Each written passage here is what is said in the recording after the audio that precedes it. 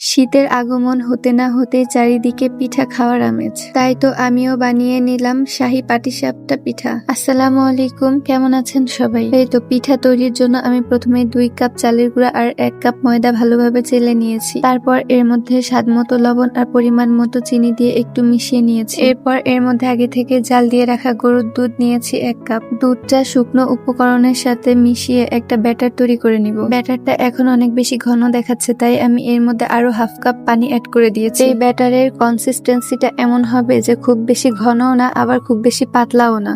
এই তো আমার ব্যাটারটা একদম পারফেক্টলি ডান। এবার আমি একটা ঢাকনা দিয়ে কিছুক্ষণের জন্য ঢেকে রেখে দিব। এবার খিরসা তৈরির জন্য একটি প্যানে 2 কাপ কোরানো নারকেল নিয়েছি। এরপর এর মধ্যে পরিমাণ মতো গুড়, স্বাদ মতো লবণ আর 2 টুকরো দারুচিনি, 2 টুকরো এলাচ দিয়ে ভালোভাবে মেখে নিয়েছি। এবার চুলার জাল অন করে একটু নেড়ে চেড়ে ঢাকনা দিয়ে ঢেকে 5 মিনিট রান্না করে নিয়েছি। ঢেকে দেওয়ার কারণে নারকেলটা অনেক দ্রুতই সফট হয়ে যাবে। এবার ঢাকনা খুলে আবারও একটু নেড়ে চেড়ে নিয়েছি। তারপর আগে থেকে জাল দিয়ে ঘন করে রাখা দুধ দিয়ে ভালোভাবে মিশিয়ে নিয়েছি। এখানে আমি 2 লিটার দুধ জ্বালিয়ে 1.5 কাপ করে নিয়েছি। এবার এই খিরসাটা আরো বেশ কিছুক্ষণ নেড়ে চেড়ে ঘন করে নিয়েছি। খিরসার কনসিস্টেন্সিটা যদি একটু আঠালো হয় তাহলে কিন্তু খেতে বেশ ভালো লাগে। এই তো আমার খিরসাটা একদম পারফেক্ট ভাবে হয়ে গিয়েছে। এবার এটা নামিয়ে একটা সাইডে রেখে দিব। এবার অন্য একটা প্যানে আমি আগে থেকে কিছুটা তেল ব্রাশ করে নিয়েছি। এবার প্রথমে যে ব্যাটার তৈরি করেছিলাম সেখান থেকে কিছুটা ব্যাটার দিয়ে চারপাশে ছড়িয়ে দিয়েছি। এবার উপর পাশটা হয়ে গেলে এর মধ্যে খিরসা দিয়ে উল্টিয়ে নিয়েছি। আর এই পর্যায়ে আমার চুলার জালটা একদমই লো ফ্লেমে রেখেছিলাম, যার জন্য পিঠাগুলো অনেক বেশি সাদা হয়েছে।